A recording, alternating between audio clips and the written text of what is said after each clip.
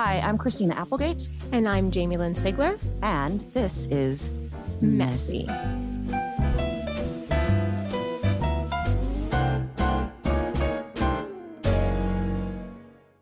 Hi, welcome everyone to Messy. My name is Christina, and I have a beautiful friend named Jamie, whom I love with every bit of my soul, my heart, and my spirit. And we have so many wonderful episodes that we want to air in the next coming weeks. But today was something that was very important to us because it involved Jamie and her beautiful family. And so it's incredibly important to us. So we hope that you take a moment and listen. Thank you. So I want to apologize in advance if I am a little all over the place. This is probably the first time I'm like piecing together what has happened to me and my family over the last month. It's something none of us ever saw coming, or I would ever think I'd ever be going through, and I'm still very much going through it. About a month ago, I was feeling some weird things in my body, and I was having these weird reactions. I had this weird thing in my butt. You know, we love to talk about our butts, and I had something going on in my butt, and I couldn't figure out what was going on in my butt. But I started getting like this like weird like contraction in my abs, and I knew it was like a neurological response. Long story short, I ended up being rushed to the hospital. It turns out I had a perineal cyst. I was admitted to the hospital for a couple of days. I was talking to Christina through it. And while I was there, my son, Beau, started spiking all these really high fevers and getting these weird headaches. And over the course of me being in the hospital, my husband was taking him back and forth to the pediatrician, and they were like, oh, he just has some regular virus and, let it ride out. And because he was testing negative for everything. And I got home on a Thursday. Friday afternoon, we went bowling as a family. He kept saying he had a little headache, but he was being my perfect beau, where when we were bowling, he would bring me my ball so I didn't have to walk to get it and take care of me. And when we got home, I knew something wasn't right. He spiked 105 fever again and started screaming that his head hurt. And I told my husband, you need to take him somewhere right now. I had just gotten out of the hospital, so he didn't want me going to a hospital or anything. So he rushed him to urgent care. They did a thorough check, chest x-ray, checked his body for any weird rashes, sent him home. Saturday morning, he was so sick, we brought him to an emergency room. They finally did some blood work. He's falling asleep now everywhere we go because he's so sick and having the high fevers and crazy headaches, and ruled everything out and sent us home. Saturday night, he woke me up again, hysterical crying with a bad headache and a really high fever. Sunday morning, still, I was like, fuck this. I want to go back to the emergency room. We went back to called my nanny. She came to watch my other boy. And we went back to the emergency room. And same thing again, did more blood work, checked him for mono, checked him for all these different things that it could be. And he's like sleeping in the chair, and he hadn't eaten in a few days. Like we could barely get him to eat. And while he was sitting there, he said, Mommy, I can't pee. I feel like I have to pee and I can't pee. And my feet feel tingly. So I say to the doctor, he's saying that this and this and this is happening. And they do the same fucking thing that he says all the other times before. If this persists, just come back. As we were walking out, he started crying to me. He had to pee. Before we walked out of the emergency room, we went in the bathroom, and he's standing there, and he can't, and he can't, and he can't. And my husband was like, let's just go home. We've done this. You've been in the hospital. And like his nightmare is when any of us are sick. So can you imagine, like he's just been living his worst nightmare for the last 8 days between me and him. And I'm still not fully recovered from what I was going through. And I just didn't want to fucking leave the hospital. Like there was something inside me that fucking knew. And all they said to us was like, you got to follow up with infectious disease. Like this is out of our hands. You need to talk to infectious disease because we don't know what else this could be. We go home. I go with him into his room and I don't leave his side. He wakes up and he vomits everywhere. His fever spikes so high. And the next thing I know, it went really low. And I call my nanny and I'm like, you need to come back and like be with Jack. I need to fucking deal with this. The infectious disease doctor's office opened at 8 a.m. We called at 8:01. My husband did his cutter thing because they tried to tell us it was a 2-week wait, and he somehow managed to get us an appointment at 2:00. So all we needed to do was get to this appointment at 2:00. Leading up to that, Beau can't stay awake. He can't eat anything. And he's screaming to me about his bladder. We get in the car and I'm like, I want to go to the office early. I want to go there. I want to be there at 12:30. I don't give a shit if our appointment's at 2. Something's wrong. On the drive there, he was screaming in pain in a way that like no mother should ever see her kid scream. We were pulling up to the offices and there was an emergency room right next door. And I said, pull me in the emergency room. We pulled up to the emergency room. He couldn't walk. I got a wheelchair. I put him in. I wheeled him in. I look at the lady. I'm hysterical, crying. I'm like, you got to help my kid. Something's wrong, please. And I was like, I have an infectious disease appointment at 2:00. She goes, those are so hard to come by. You got to go to that first and then come back. I'm like, reeling at this point. I don't know what the fuck to do. I'm pushing him now in the wheelchair to a building across the street. I get to that office. The woman looks at me and looks at Beau. Thank God. She runs into the office. The infectious disease doctor comes out, looks at me and Beau and goes, I'm going to walk you back to the emergency room. Tell me what's wrong. So as we're walking there, I'm telling him the story with my husband of everything that's going on. We finally get admitted. I talk to you, Christina, when I'm there. I know. And I'm like freaking the fuck out because they start throwing out like the scariest diagnosis is we don't know what's wrong. He's passed out again. And they're like, they scanned his bladder and it was like 450, like more than any little bladder can like hold. And he's screaming in pain if you touch his body when he's not sleeping. So they had to put a catheter in. I'm holding my son and they put a catheter that's too big for him. It gets stuck in his penis. He's screaming in my face. They shoot him up with morphine. And they're like, you need to walk him to the MRI machine and comfort him while he's in there. For 2.5 hours, I have my hand inside the tube, holding my son's hand, trying to comfort him. He's screaming through morphine how much pain he's in. Jesus fucking Christ. They scan him. We come out. They're like, his brain and his spine is completely inflamed. We don't know what's wrong. We need to transfer you to the main hospital because this is out of our expertise. So at midnight, I'm in an ambulance with my son. He's still screaming. And the EMT looked at me and he's like, that Foley is not in right. The catheter, like they fucked. Something's wrong. He should not be screaming after this much. We get admitted to the hospital. I'll get over this catheter part soon. They try to pull it out. It's stuck. I have to shoot him with more morphine. I finally get it out. It's 2:00 in the morning and they take him down for a brain scan, like a more intense brain scan now that they have him sedated and out and that he won't move. They bring him back to me at 3 a.m. I'm just a ball on the bottom of his bed crying, not knowing what's wrong with my son. And the next morning we were woken up by a whole team of neurologists.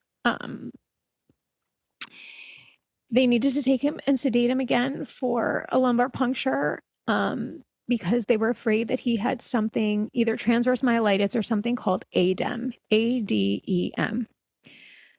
And it's a very rare neurological autoimmune response that kids can get to a simple virus like a cold or strep. They said it's compared to getting struck by lightning. That's like the most rare thing. But we can't diagnose it. You have to like rule out all these other things. Oh, this feels like a blur because this is 3.5 weeks ago now. And he's still in the hospital, by the way. And we have another month at least there. They call me down to his lumbar puncture and he's not waking up. His blood pressure was too low and his heart rate was too low. I'm thinking my son is dying. He somehow comes out of it. We go back upstairs. We meet our new neurological team. And for the next 2 days, he's still at his strength. They put a new catheter in, by the way, while he was out. Thank God, the correct way. He still had his strength in his legs. He was losing the ability to talk. He wasn't really awake. He hadn't eaten now in 5 days. But we started these IV steroids to fight the inflammation. Started to become really agitated, as you can imagine. So I'm up 24/7, making sure he doesn't pull out his IVs, keeping him contained. But we're being told he could have a complete recovery. In 2 weeks, he could be back playing baseball. We're going to hit him with these steroids. When this happens and these kids have ADEM, like there's no other responses happening in his body. It's just this bladder thing. Like, don't worry. The next day, one of the doctors comes in and she goes to check him. And I see it in her face and I see it in his body. His legs stop working. And I'm watching him get the same neurological test that my doctors like always give me, right?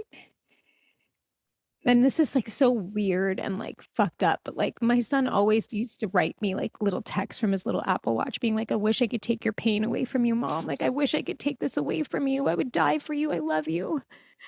And the 3 things he has wrong are issues with his bladder and his hip flexors and his feet. And that's me. And I'm thinking like my son's taking away my pain. Like, what are you doing, Beau? What are you doing? Stop it. You're my kid. Stop it. And I saw her face and she's like, this isn't good. She's like, we need to go down to the ICU right now. ICU right now. We need to do more intense treatments. They put him out again. And they have to put a very large port catheter in his neck with all these huge things coming out. Again, his blood pressure was so bad. They were afraid he wasn't going to survive being under, but they had to do it. I waited 2.5 hours outside of the ICU, just pacing around. My parents had flown in. I was there with Cutter, like just waiting for this woman to walk out to tell me if my son was fucking dead or not. She comes out and tells me it was successful and he is okay. But they have to have him on an IV of epinephrine to keep his heart and blood pressure stable. Basically, he's having like a hit of an EpiPen constantly to keep him alive. He started what was to become 6 treatments of something called Plex, which is like a plasma exchange where they take all your blood out and they strip it of its plasma and then they put synthetic plasma back in, trying to take out all of the bad stuff in the blood and just refilling it. Over the course of the next few days, he loses his ability to use his mouth. We have to put a feeding tube in. He can barely talk. He can't walk. And nobody could understand why he was getting worse and not getting better. It was and has been like the darkest, hardest, most fucked up thing I've ever been through. Every time you would get like a little bit of good news, you would get slapped in the face with something else. For instance, one area of his spine that was inflamed affected temperature control and blood pressure. So that's why I think he was having those high fevers and like those fluctuations. That part seemed to be resolving because now he wasn't needing the epinephrine as much. So I had this like big win. But because he wasn't getting better, the neurologist was like, listen, it's very rare, but sometimes I need to just scan the chest and the abdomen because every once in a while there could be a cancerous tumor that could be causing this type of autoimmune reaction. So he gets his scans. We don't get the results.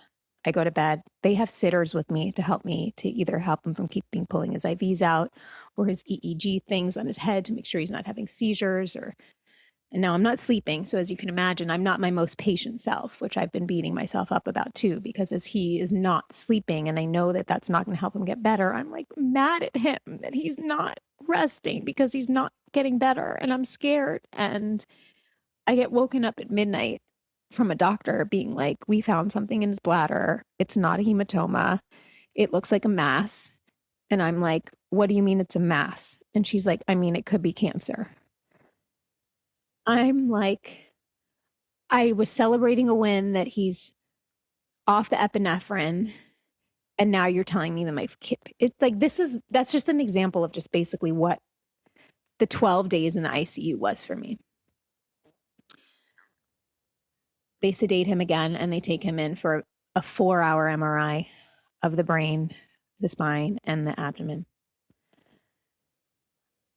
In that moment, I'm in this bare ICU room where his bed is gone and there's a space. Now I have to say, in this time now, all of my girlfriends are shifting in with me. So I was never alone. And my friend Odette was there.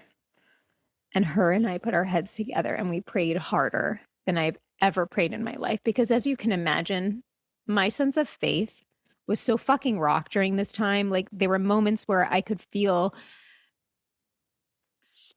the power of prayer and intention and love. And there were other moments that I was like, fuck you, God. Like, fuck you. What the fuck?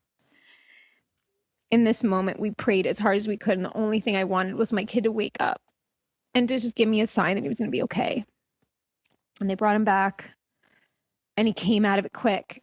And all he wanted to do was eat. It was the first time he's eaten in 10 days. And it was my sign that maybe we were on our way out.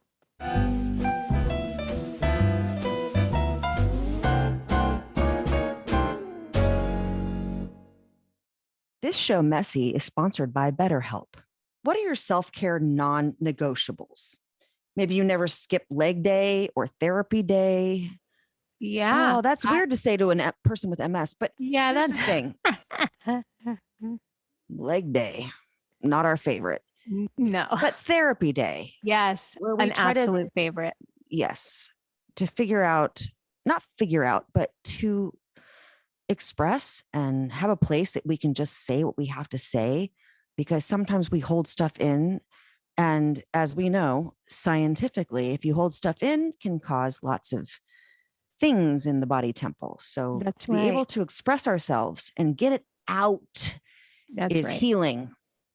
That's right. Getting it out, giving yourself an opportunity to learn positive coping skills, how to set boundaries, like we've talked about so many times. And it also just starts to empower you to be the best version of yourself. You get to show up in the ways that you want. And, you know, any of us have experienced major trauma, and there's no room to compare trauma. Trauma is trauma, and we've all experienced it. You know, mine's worse. Just kidding. Earth School. We're all here on Earth School. We're all dealing with shit. It's important to have an opportunity. You deserve it. You deserve the opportunity to work through these things. You're important enough. You're special enough. You're worth it. The best thing about BetterHelp is it's entirely online. It's totally designed to be convenient. It's very flexible. You can make your therapy suited to your schedule. All you have to do is just fill out this brief questionnaire. You'll get matched with a licensed therapist. And if you're not vibing, you can switch therapists, by the way, anytime for no additional charge. And what's really interesting is, like, you know, I come from a boomer and they didn't talk about their feelings. That's right. And when you go down the line genetically, then it just starts to, sorry, I'm going to say it, fuck people up. Yeah. So I think it's really important to have a person that you trust to speak with. And BetterHelp has very trustworthy therapists who are there for you 100% with no judgment or anything else. Never skip therapy day with BetterHelp. Visit betterhelp.com/messy today to get 10% off your first month. That's BetterHelp, doing a spelling bee again, HELP.com/messy.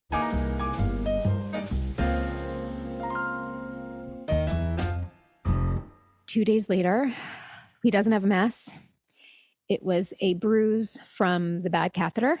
And so the bladder had created a lot of mucus and lining.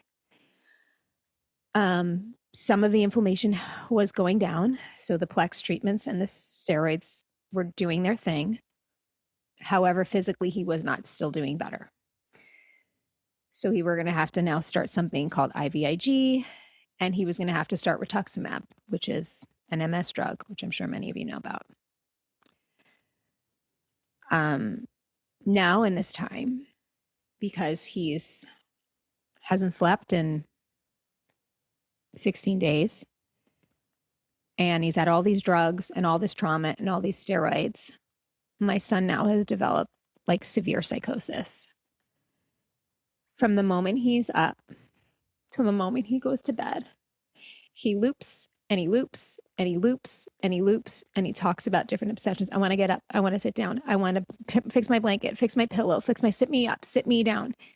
There's not a minute that my child isn't speaking like that. I don't recognize him. There's not an ounce of him that I see of the Beau that I know.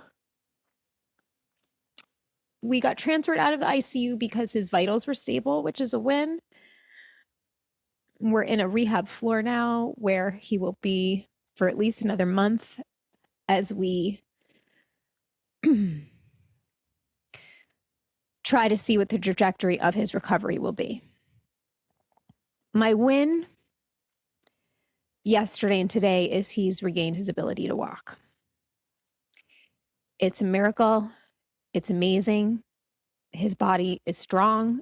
It's an example of healing. But my son, like I said, is not there. We are treating him with antipsychotics. He still hasn't slept. Last night, he slept total from 8 to 7, maybe 2 hours sporadically. He repeats. For a little comic relief, during one of his rants, he called me a motherfucking slow walking bitch, which I think will now be the title of my book. That's not my son, though. It's not him. He asked me to move his ass blasting bullshit pillow. But we laugh. It's like the only thing we can do in these moments is laugh because he's there. There's his sense of humor is there. Like you ask him a question, he'll be like, yeah, no shit, Sherlock. Like, but then he'll keep looping. And so it just feels like, again, like we have these wins, like he's regaining his physical strength. We're out of the ICU. He's not on any IVs anymore. All the ports are out. The things are out. The wires are out. But like, who is my kid? Is he ever coming back? What is our life going to be? I don't know. Can I ask you a question? Yeah. You know, you and you and I were communicating, you know, somewhat until I felt like I needed you to just be left and no questions answered anymore. Yeah. Because you know how it is to be in the hospital and people are texting you and then you're like, fuck off, please stop asking me questions. So anyway, and I had said something about meningitis and I'm not saying anything about this, but the reason I'm saying this is because I was married before I was married. And that person's dad got meningitis, and the day before 9/11, which is we were supposed to be on one of those planes, but that's everyone's story, right? Doesn't everyone say like, I was supposed to be on one of those planes? Yeah. But we actually were. Anyway, but he with the meningitis and the swelling of the brain was on a loop. Yeah. And so and was so for many days. And I'm asking you a question is what are they saying about that? Is because of the brain swelling and stuff like that, and then the lobes and the things that are like, educate me. Getting conflicting reports, and this is what's like frustrating. So from the psych team, a lot of it is like, we think this is the steroids and the lack of sleep. You know, he's had a lot of fucking steroids. He's still on his taper. Steroid-induced psychosis is something that can happen. ICU delirium. He was in the ICU for 13 days. Like, a lot of and he doesn't remember anything. I mean, he finally knows we're in the hospital. For many days, you'd be like, you know where we are? He'd be like, Florida. But he can read. And you show him pictures. Like when my friends would come in from out of town, he knew who they were and he would say he calls hi. you a crippled bitch. What does he call you? No, he called me a motherfucking slow walking bitch. There you go. We're making t-shirts. I love you, Beau. Go ahead. But then again, every time a doctor leaves, he'll go, I love you, Dr. Hardy. I love you, Ashley, to his PT. Like he said, he there's still the Beau, but it's so I'm being told that as the steroids resolve, we could see some of the resolve. I'm also being told this is a result of the brain inflammation. I'm also being told this could be delirium. And I had this angel sitter one time sit with me, this sweet boy named Austin, who sat with me and watched him one night. And I remember he said to me, Jamie, you need to advocate for your son. These are wonderful medical professionals, but you are his mom and you know best and you need to advocate for him. After last night, I'm home right now for the first time really in 3.5 weeks because I needed to excuse myself because I no longer had the patience and I was harboring guilt because of the way that I was yelling back at him last night because I'm just so fucking frustrated, not at him, but of what we are going through. You're in fucking pain. Jesus criminy fucking Pete's, girl. I know. A week before this, you were, I mean, I can't. But I said, I totally, every doctor. Okay. I know. It's okay to be home right now. I know. But I said to every doctor today, I respect you and your opinion, and I trust that you want what's best for my son, but I'm going to tell you something right now. For the next 48 hours, the only thing I want you to treat him for is to sleep. Knock him the fuck out. Whatever you need to do for the next 3 nights, this boy, I promise you, will be better if you help him sleep. I want that to be our main focus. I ended up having a meeting with 20 doctors before I left today, and they all came in agreement, thank God. So he's going to get a special cocktail of his medications tonight. We're holding it off all day. My husband's going to grind through the looping with him. He did get his ability to pee back. He will only do it in the shower. But as his mom too, when they were like, he's not peeing, we're going to have to self-catheter. And I was like, give me a minute. Give me a fucking minute before you stick that thing up his penis again. Give me a minute. And I walked him into the bathroom and I was like, Beau, you pee in the shower all the time, right? And as he's like, I want to shower. I want to shower. I want to shower. I was like, great. I'm going to turn on the water and you're going to pee in the shower for me right now. Okay. And he did. That's where you're supposed to pee, right? Exactly. And he did it. And he did it. Good job, buddy. And he's continuing to do it. So every day we just multiple times a day, we're walking in the shower and we're peeing in the shower, but I don't give a fuck. He's peeing. That sensation's coming back. We're training that back.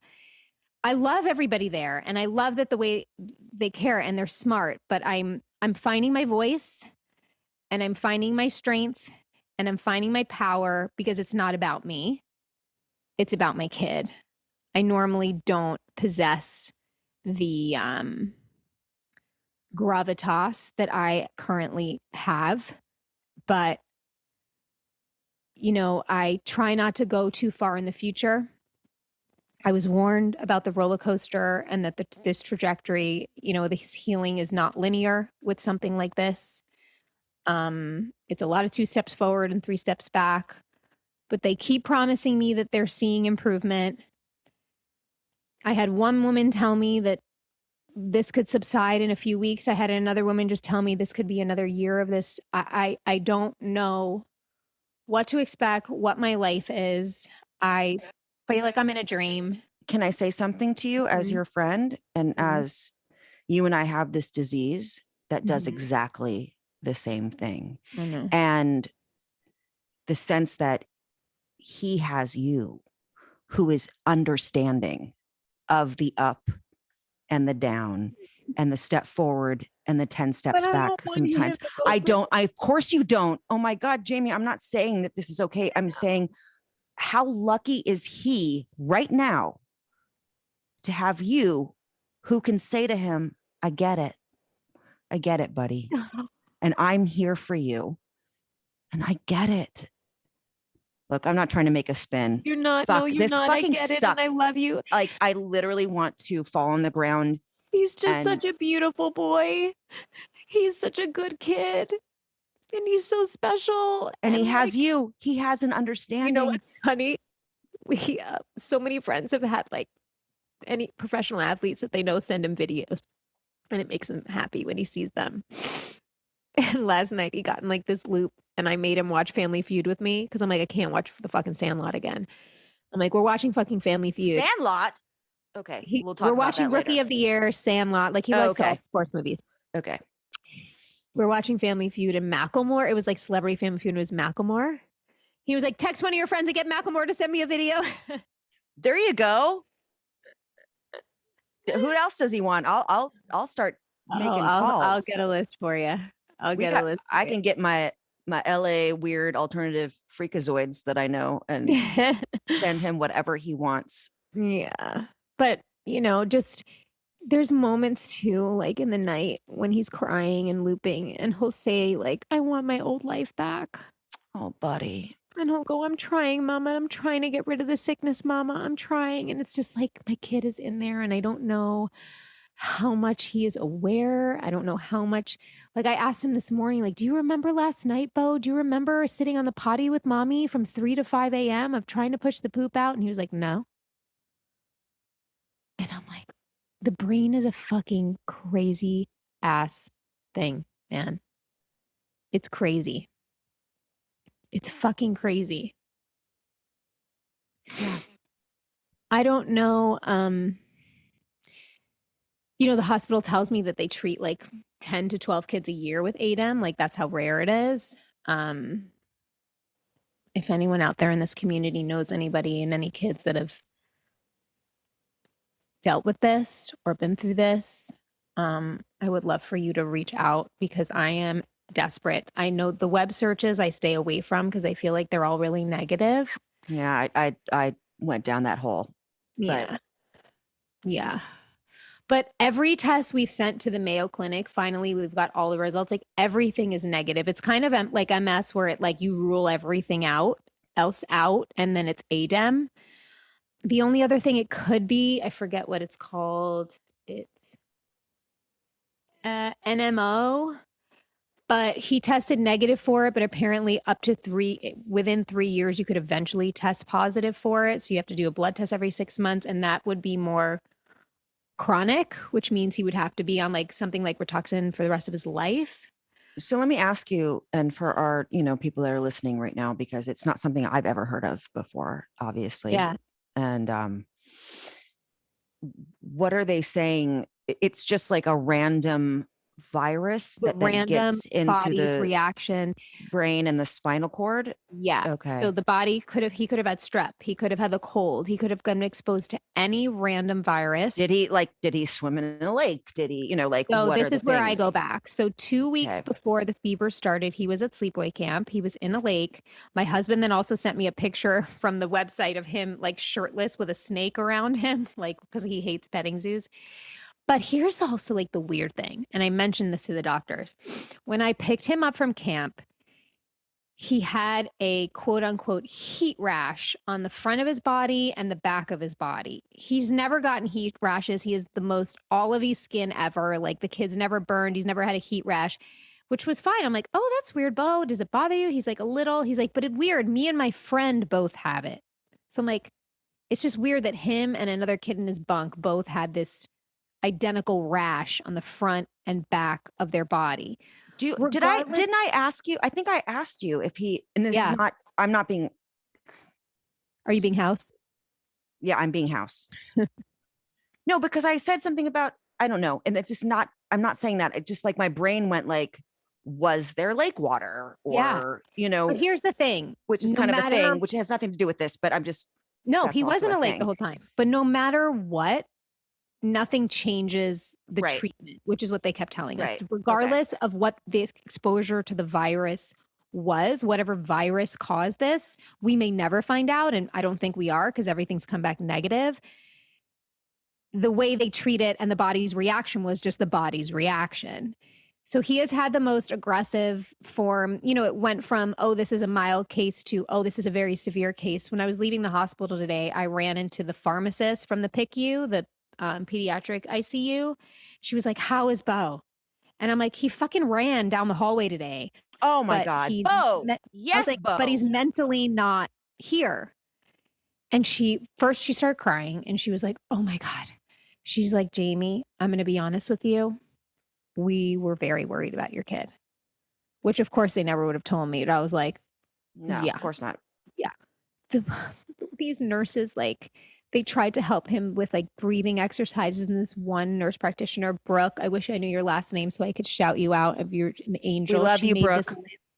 She made this laminated thing called Beau's batting order. And it's like how to ask questions to calm your brain and this like box breathing, but running the bases instead. Like the love and care that I felt from, I understand when people are like, to the medical professionals, the doctors, the nurses, I don't think I'm getting special treatment. I think these people fucking care so much. And I have been so moved and also so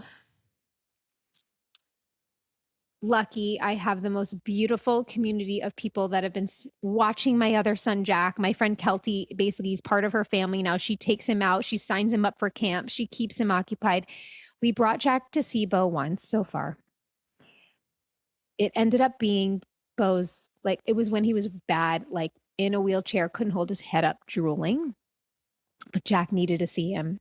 Jack was waiting outside in a garden with all these precious presents for him. He ran up to Beau and he took one look at him, and I could see the shock in his face, like of what his brother looked like. And he looked at me and I was like, it's okay. And next thing you knew, he's like, can I push him? And he started pushing Beau. Oh, and he pushed him to a table and he sat and he goes, I want to eat with Beau. So we put their favorite, this place Mondola's like has like pizza and pasta. We put it out and Beau just couldn't reach for the pasta. And Jack was putting a piece of pasta in his mouth, like one at a time. And I'm just like watching my 6-year-old, like take care of my 10-year-old and I used to think he was a sociopath and now no heart. And I'm like, oh God, he's okay. He's sweet. But how could it be a sociopath coming from you? Well, I don't know. Sorry, he has other genes in him. I'm kidding. Oh, snap. Not Cutter. Not We're not talking about not Cutter. Not Cutter.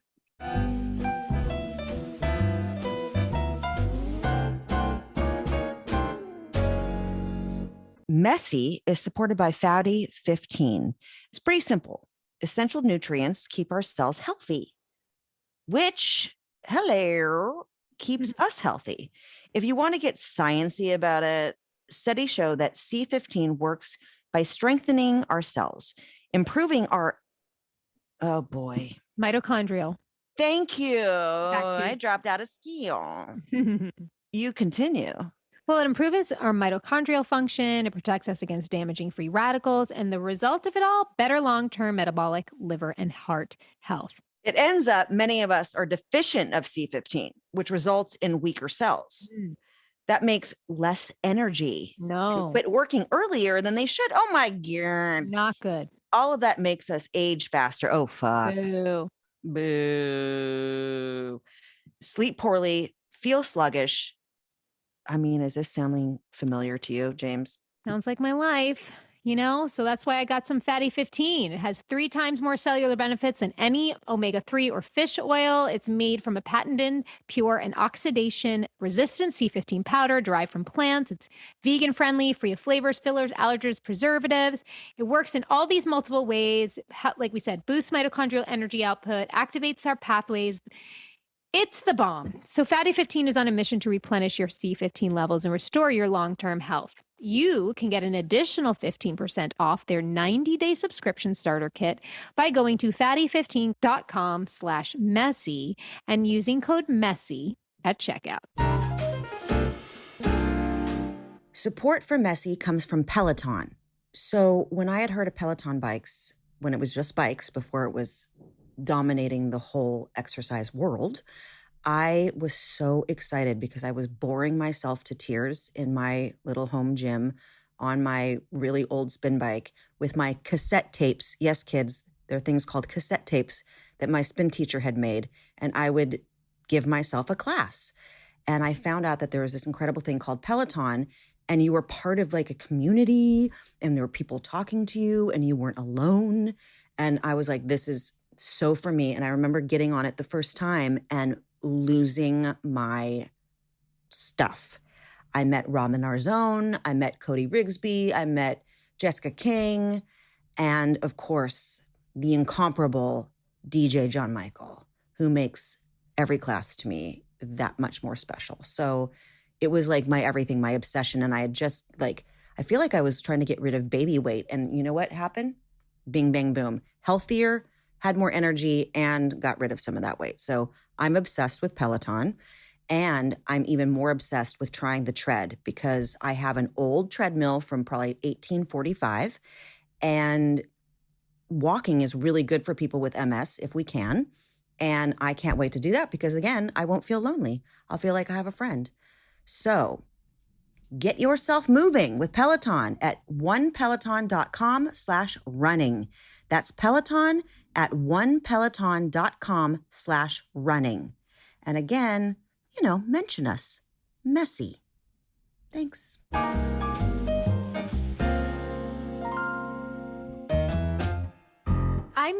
I apologize if I've been like all over the place in telling the story. Again, I'm on zero sleep. No. for 3.5 You do not weeks, apologize right now. Nope. I'm trying to piece it together in my mind. Because you know, I'm in shock. Of course you are. Like I'm in shock. It's your fucking child, dude. Yeah. And I'm going to say NPing. Do it. Because I don't want to say the name because that person will get very offended. But when my daughter, her appendix burst and the feeling of, you know, all of that, which was not even close to what you're going through, I fell to the floor. And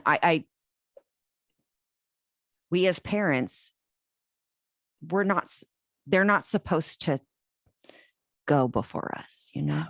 And so that feeling of that is so deep rooted in us. And you have been on my mind fucking 24/7 for the last month. I know. When I was on the phone with you, that first moments in the hospital room, I mean, I couldn't breathe. But I will say something. Prior to all this, I was definitely in one of my like own loops, I'll call it, about myself and my body and what I'm going through and what we deal with.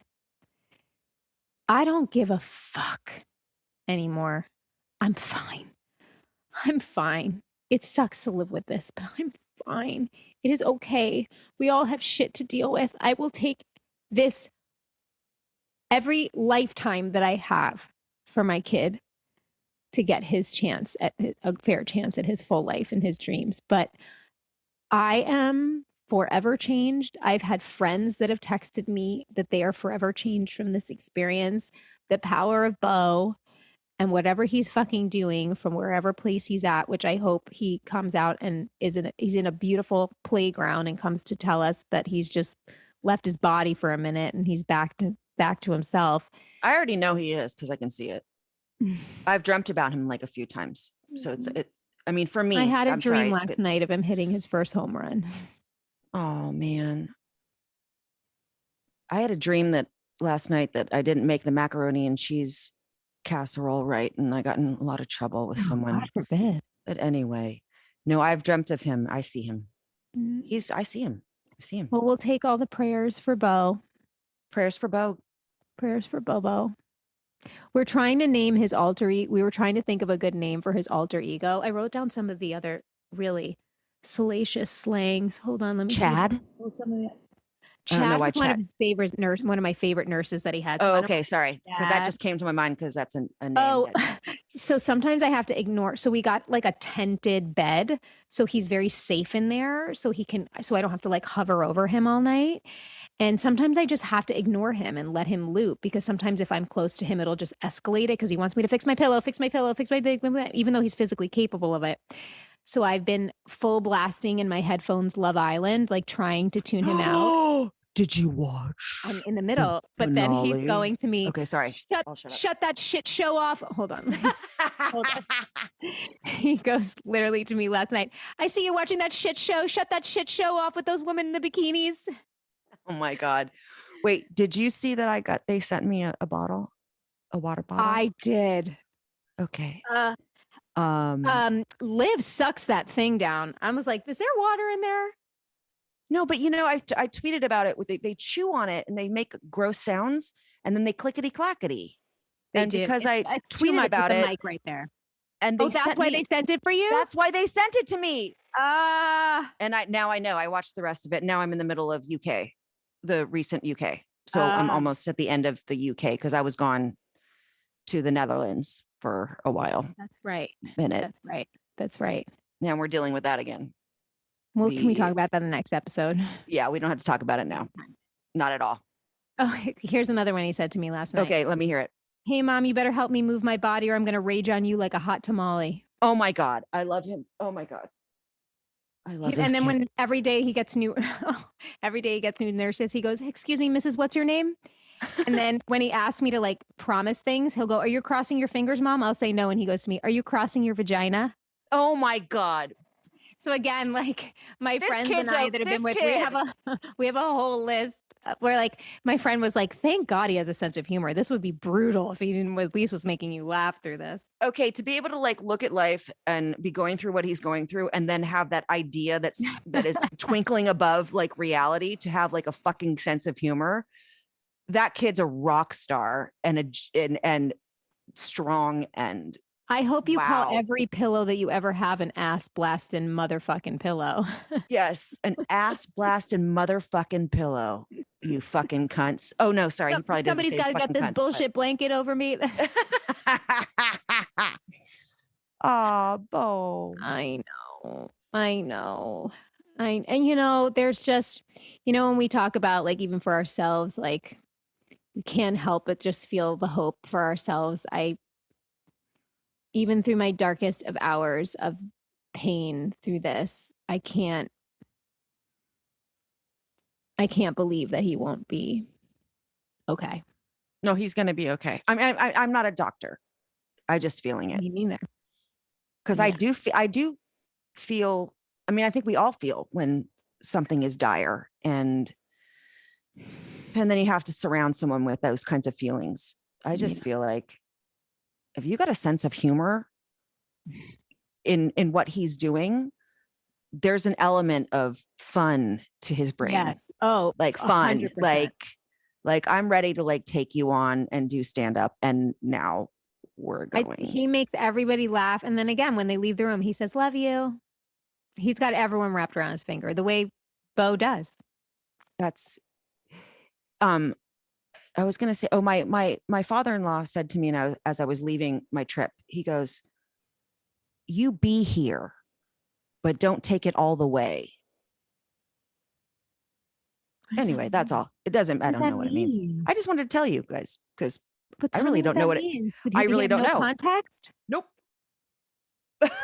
Is that our card for the day? But I feel like it kind of is like, you be here, but don't take it all the way. I still don't understand. And Meaning I actually don't put your head in the future. Just be here, be present. Maybe that's what he was meaning. Because, that's what my doctor said to me kind of today. Okay. So maybe that's like, Jamie, you are with him every minute of the day. But when I come in every morning, I look at Beau and I see him getting better. Okay. So maybe that's what it is. Maybe. You be here. You have to be here, but don't take it all the way. Don't go think the worst. Don't go to the end. I think that's he texted me and I still didn't understand because they're Dutch and I love them so much. Right. But I think but they're great at the English. But I think that, I don't know. I think that's a great thing. Like, be here. Yeah. But you don't have to go all the way. Yeah. To the other side of thinking and rabbit holes and shit. Like, be here. Yeah. Because I'm not NPing. I got really sick in the Netherlands and I was so sick that they were all really scared for me when I was there. But we'll talk about that another date. But I think that's what it was like. Yeah. Be here, but Yeah. don't go all the way. Yeah. I don't know. That's what I don't know. Well, I'm so grateful we have this forum because it's like I knew I needed this was the place that I was going to be able to kind of talk about this. Not that like you have to feel like you have to like publicly talk about shit like this, but at the same time, like No. this is I need to know information right now from other people. I need to and I don't want to do it in an interview. I want to do it here when No, we're but you're giving the information to other people as well. sure. That And you trust your intuition. Trust your fucking intuition. I knew something was wrong 6 days before we finally got admitted to that hospital. Sorry, men's, women's, we know. We fucking know. We know it in the second, and then we'll deny it. We'll deny that thought going like, no, I'm just being crazy because we've been told that we are crazy by the men's. Sorry, guys. Men's, good for you. But we know as moms, we know 100% we know. Oh yeah. But again, I'm fine. I don't care about being a motherfucking slow walking bitch for the rest of my life. And you know what FINE stands for? Fucked up, insecure, neurotic, and emotional. So yeah. I'm great. I'm okay. I'm fabulous. I'm here. You are here. And you're the strongest bitch I know. And we don't have to be strong bitches. So fuck that comment. We can be flawed and broken and scared and all the things. But there's something about moms that they say can lift a car off of their child. Yeah. And that's what we do. There's something else too about this moment where I feel like everything I've been through in my life has like prepared me for this fucking journey right now. Like it feels that epic, you know, where I'm like, I have channeled every ounce of every resource within myself for this whole experience that we're still very much in. But I mean, obviously we're out of the weeds, the deep, messy, fucked up weeds. But you're never out of the woods in life, right? Of course. Yeah. But the love and community that I opened myself up to in a way, because it wasn't for me, but the lesson in that, like, why wouldn't we ever receive love that people want to give? Like, I will thank again, like every one of my friends and family members that have just gone above and beyond for my family. I will never, ever, ever, ever be able to express my deep gratitude for that, and to see how much love people have for my sweet Beau. Oh my girl. I wish I could get on a plane and just come there. And we have a trip in October planned, and you know, we were supposed to be in LA right now. I know. But I planned it. We rented a dope Airbnb. We're going to do it. I talked to Beau about it. I keep showing him pictures of the house. I'm like, we're going to do this, bro. You know, I also have this, you know, which I'm getting ahead of myself, but like, I don't want to be left back in school. So I'm like going to do anything I can that will get through 5th grade, whether it's homeschooled or whatever. I'm like obsessively calling the principal because I want his best friends in his class with him, because however he returns, like I need him bolstered by his boys. My sweet Jack did say to me the other day, he was like, Mommy, are people going to make fun of him? And I was like, oh my God, Jackie. I know. But it's like, you know, his 6-year-old brain trying to. Right, of course. And then he did say, he goes, I'm never going to yell at him again for not playing the video games I want. And I'm like, bullshit. So I was like, that's what I said. I'm like, that's hilarious. He's going to yell the fuck out of him. That's what brothers do. Now that I see Beau's strength is back, no doubt you'll still beat the shit out of each other. Oh my God. I really want Beau to call me. It's 4:44 right now. Should we make a wish? Where I'm at? Okay. Thank you. I just saw water balloons with paint in them and was throwing at Jack. Sorry. I just picked a card. Okay. The world is the great gymnasium where we come to make ourselves strong. There we go. I picked it from the middle of the pack too. It wasn't even the next one. Well, thank you to everyone who's listening. And yeah, thanks for if you're still listening to my blabbering. They're listening. I was a terrible storyteller today. I'm sorry. No. My love, not only this is why we do this, but because number one, you expressed yourself in a beautiful, vulnerable way. And this is life. Yeah. And also you brought attention to something that many people may not know about. So Adam, if anyone has a child who's going through this, please speak up, advocate for your child. Yep. Advocate for your family, advocate for yourself. Never stay silent when it comes to your children or a loved one. Obviously, you have taught all of us something, but you've also revealed how incredible you are as a human being and a mother and a friend. And, as a disabled person as well, when it comes to our children, for some reason, we can lift the car. Yeah. We can lift the fucking car. I mean, I pushed him in a wheelchair across a whole fucking campus twice. Right. Yeah. There you go. And I just had that experience with my child. She was having some POTS issues in the Netherlands, and mama, who couldn't walk, all of a sudden, wow. Mommies can lift the car. We can lift the car. We can lift the car. That's the title of this episode.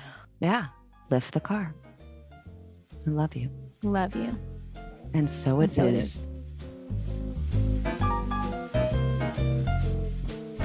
This show is executive produced by Christina Applegate, Jamie-Lynn Sigler, and Allison Bresnick. Our audio engineer is Josh Windisch. And if you want to show us some love, don't forget to leave the show a rating or a review.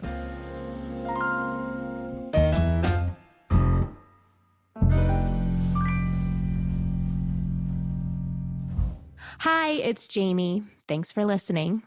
I just want to let you know I am a paid spokesperson for Novartis, but this podcast is independent from my collaboration with Novartis.